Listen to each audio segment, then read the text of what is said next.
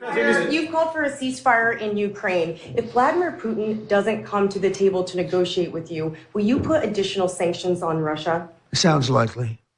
And do you think that the war should be frozen currently along The the war current should have battle never lines? started. If you had a competent president, which you didn't, the war wouldn't have happened. The war in Ukraine would have never happened if I were president. Are you going to keep sending weapons to Ukraine, or are you going to turn off the tap soon? Well, we're looking at that. We're talking to Zelensky. We're going to be talking with President Putin very soon, and we'll see how it all happens.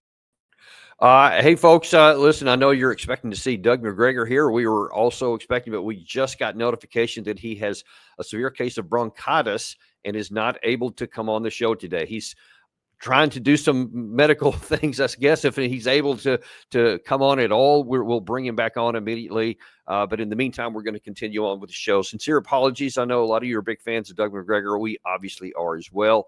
But a lot of these things are happening, so we're going to have to just carry on without him at the moment. And again, if he's able to come in, we'll bring him in at any moment in the show here.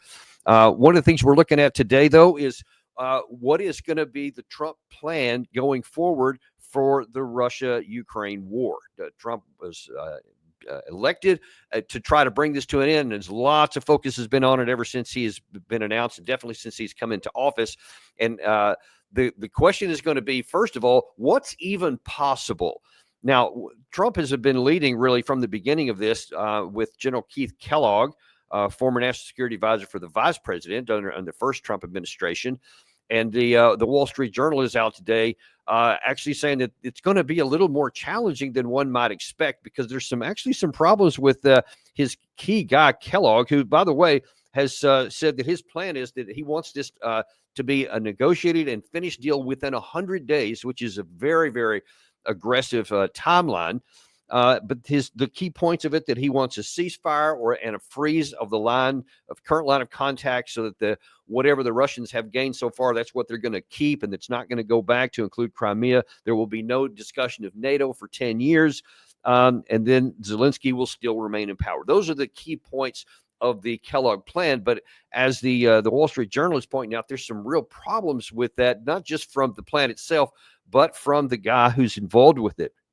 The article talks about some of his colleagues do not hold him in especially high regard, saying that during his first term in office, he was in a number of the important meetings, but rarely had any positive things to contribute to the ideas that were being floated.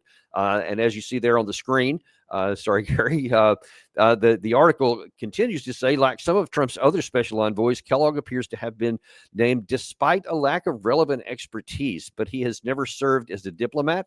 And if his experience in the White House is any indication, he won't partake in any real negotiations with Russia, his former colleagues say. In Moscow, Kremlin officials have derided the Kellogg plan as a non-starter. And the Kremlin-controlled tabloid, I won't even try to pronounce that, Pravda, called the plan a combination of gingerbread and whips, which presumably in the Russian language is not something you want to have going into a negotiation where you want to get the other side to give in here. So if the plan itself is a non-starter, and if the key envoy is held in low regard, one of the first things I'm just wondering is, wow, how's it going to be when Keith Kellogg, and we've shown a number of sound bites with him especially over the last couple of months, is going to sit down with Sergey Lavrov. So just imagine that. You got a guy who's never had any diplomatic experience, and he's going to sit across from Sergey Lavrov, who is, I think, without question, whether you love Russia or hate him or love him, he is the dean of diplomats in the world today. Period, bar none. Nobody has been in office as long as he has. Nobody has as much diplomatic experience as he does. And we've seen him over the years. You may recall shortly before the Russia-Ukraine war started, the secretary, or the Minister of Defense at the time for the Great Britain, Liz Truss, was just humiliated in public when she didn't know some basic geography of Russia and how he handled that. And we've seen him with Tucker Carlson. I mean, he's a consummate politician. He's a consummate diplomat, and is just very, very skilled at reading people, taking care of all that. And then you got a guy coming in who apparently doesn't have all that many great ideas. It seems to have a simplistic view of things, and he's supposed to be the negotiating lead for the Trump administration. So it seems pretty likely that the opening gambit is probably not going to go too good. And for the Russian side, we have Vladimir Putin here recent days reaffirming that he's indeed willing to talk, but he has some caveats. We're also open for dialogue with the new US administration on the Ukrainian conflict. The most important thing here is to eliminate the fundamental reason for the conflict. That's the most important. And as for settling the situation itself, its goal should be not a brief ceasefire, not just getting some time to regroup and rearm and carry on the conflict, but long-term peace based on respect to lawful interests of all people and nationalities living in the region. And of course, we're going to fight for the interests of Russia and its people. This is actually the goal and point of the special military operation. So Russia is not interested in a ceasefire. I mean, that's one of the first points of the Kellogg plans, to have a ceasefire so they can discuss things. But separately, we've seen Sergey Lavrov just categorically dismiss that and said that's a road to nowhere. All that's going to do is give the Ukraine side time to recover and to rest up, to get more ammunition and weapons from the United States.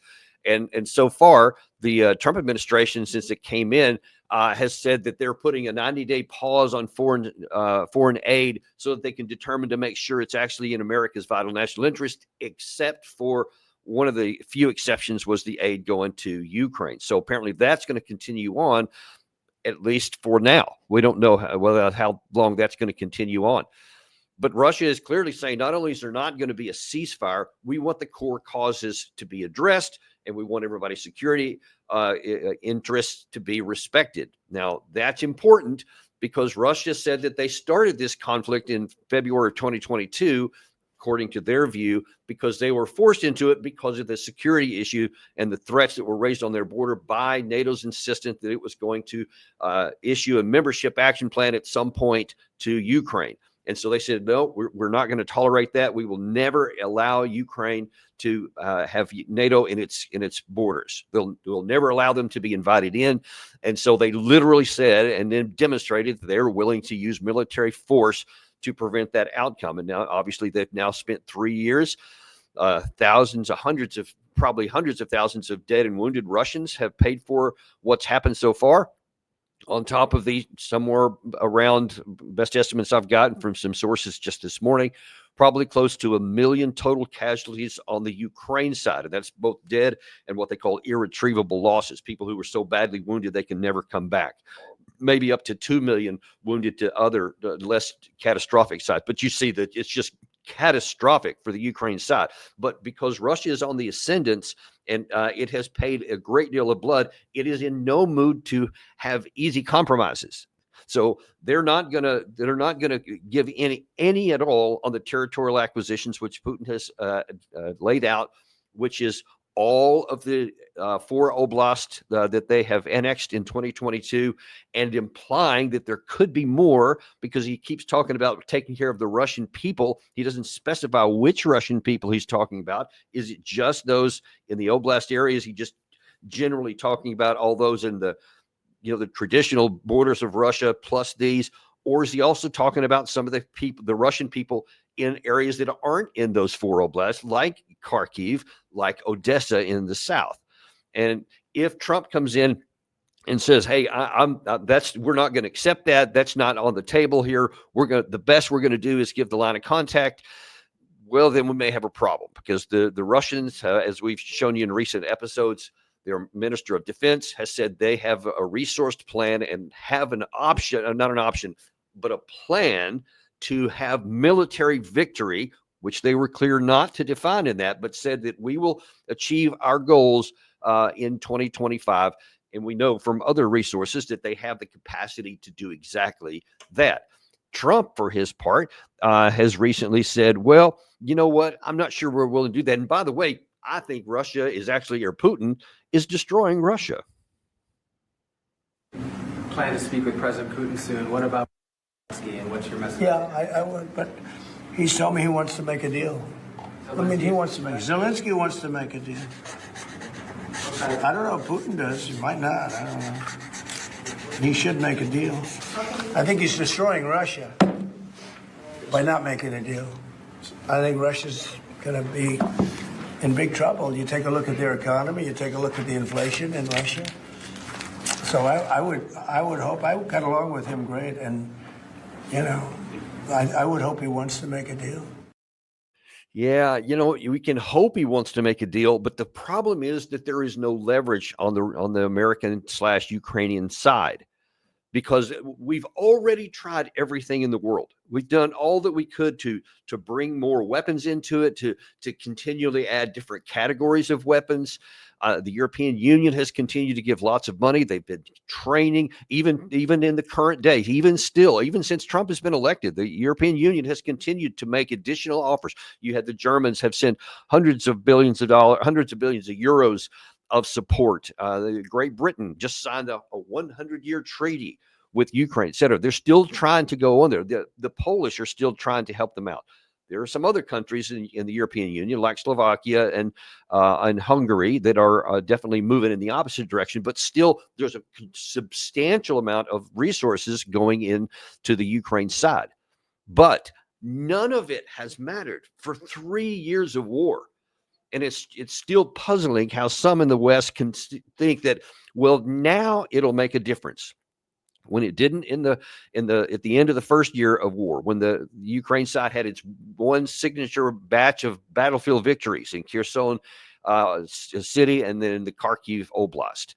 That's all they ever got, and it was to the testament to their abilities at that time. But you saw that there was lots of enthusiasm after that, and the West had huge numbers of amounts of ammunition, equipment, training, intelligence, all kinds of stuff, which were abysmal failures in 2023, and the entire calendar year of 2024 was spent going backwards. So why these people would think in 2025, when Trump is now openly saying we're talking about how we're going to negotiate it into this, they think that somehow a little bit more stuff is going to give Trump some leverage to have a positive outcome, is a little odd. And it contradiction to what we've observed both on the ground and in military history. But that doesn't seem to stop a lot of these folks. And Volodymyr Zelensky, the president of Ukraine, seems to top that list. If there are no strong security guarantees, no NATO, no military contingent deployed, no long-range weaponry, how do you think, if Putin comes back, he will definitely come back with the army 10 times more than the grouping he had in the very beginning of 2022, because it is already almost 4.5 times more than it was. And when he comes back with this grouping for the full occupation of the countries that are former republics of the USSR, that is number one, and then he will do what he has done with our Crimea. He will be coming to other EU and NATO countries to stand there, to issue those ultimatums, to make demands to the countries. He will be bringing us and you, everybody, to the world that lives in his head. This is what will be happening in case there are no strong security guarantees. So Zelensky is trying the scare tactics. All right, all the physical support didn't work, but maybe we can scare everybody again. But that playbook's already been tried. I mean, how many times have we shown you over the entire history of the Daniel Davis deep dive? Did we show you that a lot of these claims by so many in the West that, my God, they're coming for us next if they get rid of Ukraine, et cetera. And so and it hasn't made any difference. And as I've shown you many times, and many people recognize now in the West, that there isn't the capacity for Russia to do this. They are building the capacity to successfully accomplish all their military tasks here. And you see, even after 3 years of war, it's a relatively small percentage of the western part of Ukraine that has been conquered by Russia. They're on a track. They'll continue on. And probably there's good reason for their Minister of Defense to say that by the end of 2025, they'll have accomplished all their territorial ambitions. They will have, weakened, if not outright destroy the Ukrainian military. It's hard for me to imagine. In fact, I just think it would be nearly a miracle if the Ukrainian army were somehow able to continue fighting, suffering the losses of this magnitude that they are, and still be a viable force a year from now. I just don't see how that's possible. So it's likely that the Russians will be able to do what they have said they're going to do.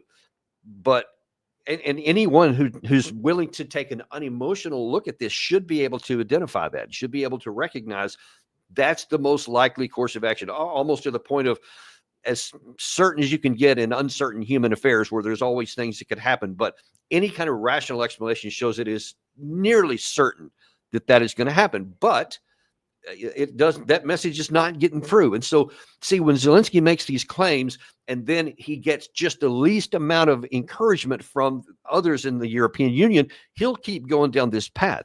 And he was actually given that, but he's actually asking, by the way, for a force of 200,000 Western troops.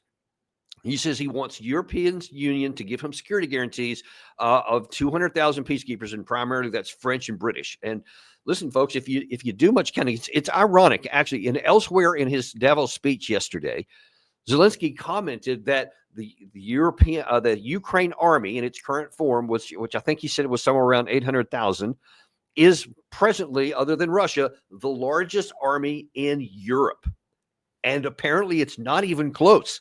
I think he said that France, Great Britain, and Germany are the next three biggest militaries, none of which are over 200,000. That is a stunning statement. Yet the Ukraine is the biggest army in Europe by a factor of 4.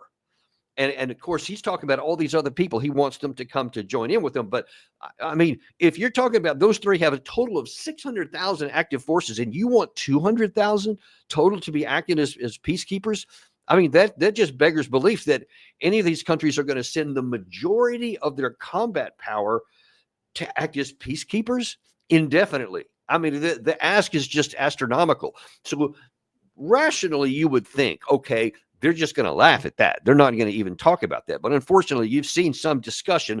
They're saying, well, maybe not 200,000, but we maybe can pony up 40, 60,000 of various types in Europe. Then he got a little bit more encouragement from the current chief of the British Armed Forces. I believe his name is Lieutenant General. What was his name? That's it, Mike Elvis. Thanks for putting that up there, Gary.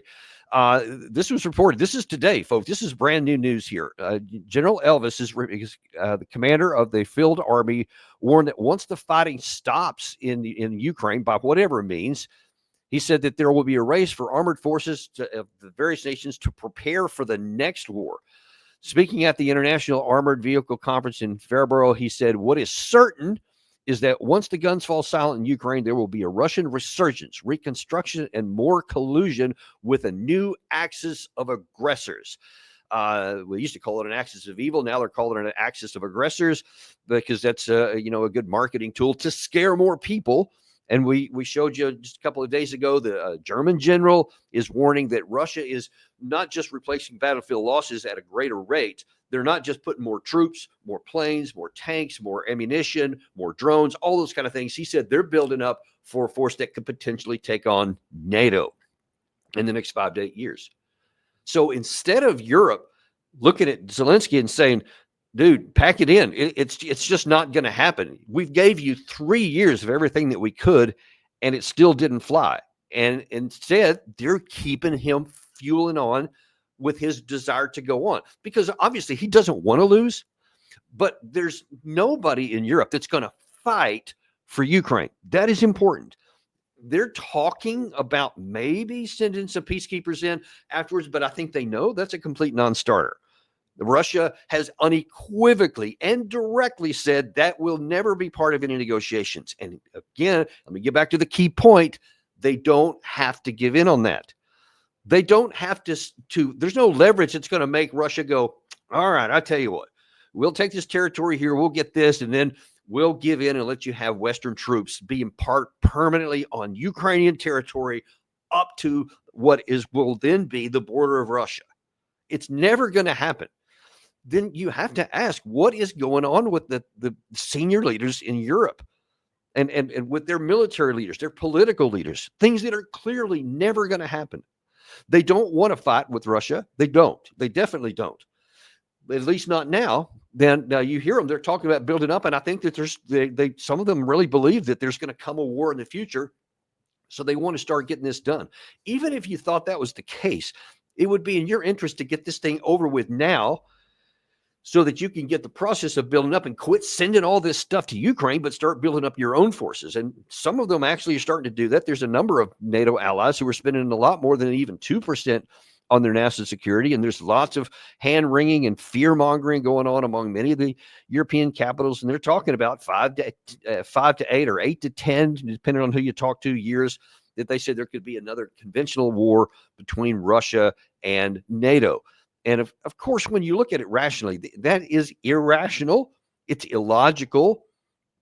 Because if you have a ground clash between Russia and NATO or any Western country, the likelihood of it going nuclear is through the roof. It's almost to the point where it would be a certainty, because neither side is going to allow its conventional forces to be defeated by the adversary and keep all of their nuclear weapons in their sheaths. They're not going to do it. That's why we've had the deterrence that held so long during the Cold War, because both sides knew the other could literally annihilate them if they went too far. And that held the peace the whole time. And folks, those fundamentals still exist. The nuclear weapon stockpile on both sides of that line will still destroy and wipe out the other side. So there's not going to be a big conventional war between Russia and the West. There's just not going to be one, because if one side goes in there, it beggars belief that any side would think that, yeah, well, I don't think that they'll actually use that nuclear weapon. I think they'll allow us to just take their land. That'll just allow us to conquer their country and just lose. I mean, just even the concept of it. That's why everybody has nuclear weapons. If they're so afraid right now, especially many on the European side, the closer to Russia you get, the greater the fear is. Then why does anyone think that they would then, with the possession of nuclear weapons on the continent, refuse to use them if you're on the Russian side? And of course, if you're on the Western side, you already know, because we've been apparently close in 2022 for Russia to use nuclear weapons when they thought that they were tactically going to suffer losses inside the country of Ukraine. Forget about actually any territorial acquisitions or something that would later be called Russia. So you see what the ground situation is here, what the reality is diplomatically, militarily, strategically, especially with strategic weapons. All of this is now facing the Trump administration. There is a piece out in Time magazine, I think it came out yesterday, which shows how the Biden administration knew what was going on with some of these things here. You had Biden had said that he had an objective, and you see the title there. It's why Biden's Ukraine win was Zelensky's loss. And what you have here is when Russia invaded Ukraine nearly 3 years ago, President Biden set 3 objectives for the U.S. in its response. Ukraine's victory was never among them. The phrase the White House used to describe its mission at the time supporting Ukraine was "for as long as it takes," which was intentionally vague. And of course, as I've said all the time, ever since they started using it, for as long as it takes to do what, which was apparently intentionally never answered. The U.S., in other words, made no promises to help Ukraine recover all the land Russia had occupied. The reason was simple. Green, this was somebody who was in the National Security Council under the Biden administration, says the White House's view doing so was beyond Ukraine's ability, i.e. they knew Ukraine couldn't win. That was not going to be a success story. Ultimately, the more important objective was for Ukraine to survive as a sovereign democrat country free to pursue integration with the West. And we'll just stop right there. So there were 3 things that the Biden administration wanted to do. The first one was completely irrational. So Russia's bigger, stronger, more powerful. All this balance of power I keep talking about all the time. I said I don't understand how the administration can't see that. Well, apparently they did. Apparently they did understand that. And still, knowing that, they say, well, one of our objectives is for Ukraine to remain a free and sovereign power. How are you going to accomplish that if you know that that the other side has the capacity and the political will to conquer all of that if you keep fighting. So that's the first point here. That's the first thing. Their number one objective was irrational, but they held it anyway, even knowing the actual balance of power. Then, Gary, if you could put that second one up there. Then the other two says Biden also wanted the U.S. and its allies to remain united, and he insisted on avoiding direct conflict between Russia and NATO. Looking back on his leadership during the war in Ukraine, certain to shape his legacy as a statesman, Biden achieved those three objectives. This is the shocking part to me. The Biden administration, apparently other officials in there, actually think that what he did worked and that they accomplished something and it succeeded. And gracious, if you just look at the landscape that has just been destroyed. We've shown several times what the landscape in the Gaza Strip looks like after 16 months of war there and how it's just a moonscape. We could do the same thing in city after city after city after city in Ukraine. Apparently 1 million men have either been killed or so seriously wounded they can never fight again. So that means potentially up to 300,000 Ukrainian men are now disabled to such an extent that they can barely even survive, and that they can't even fight again. So that means they're going to need care for the rest of their lives, or a good portion of it at any rate. No one even seems to be thinking about that in the West or concerned about it in the least. All of those things, both the death, the destruction, they're just not thinking about any of those consequences for Ukraine for having this irrational viewpoint. But that's where we're at right now. The Russian side obviously understands all these things intimately clear. And that's why they have spent the better part of 3 years to produce a force, to produce an industrial capacity, and to produce a strong, unified home front on setting the objectives here. So when Trump comes in and you hear Vladimir Putin say, we're going to succeed and we're not going to negotiate anything short of our stated objectives. We're going to, if we don't get them at the negotiating table, according to the Minister of Defense, they're going to keep rolling until they get them all on the ground. And as I can tell you, that no nation in the world is going to have this power that's going to say, all right, we're going to go to this territory here that we've named here is what we want, and we'll just stop then. Because then you have the situation where Russia would say, well, the same thing that they just warned against that they're not going to do, that would be the case, which is if they just go up to the border of this, what I call the 15 June or the 14 June line that Putin has set out, and then they stop there and they just said, all right, I guess the war's over. We got our territory. Now then you still have the Zelensky government stays in place. You have all the lines open to the NATO countries. You have NATO militaries saying that they're getting ready to fight a war in 5 to 7 years against Russia.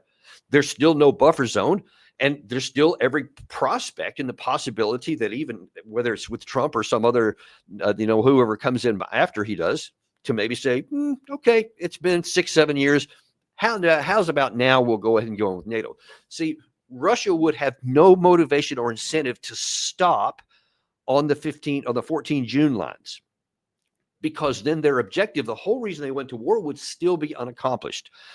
So the likelihood is that then they would keep going, because the Ukraine side will never be able to recover in the current generation, never be able to recover from what they've lost so far because of the manpower. Again, even if the U.S.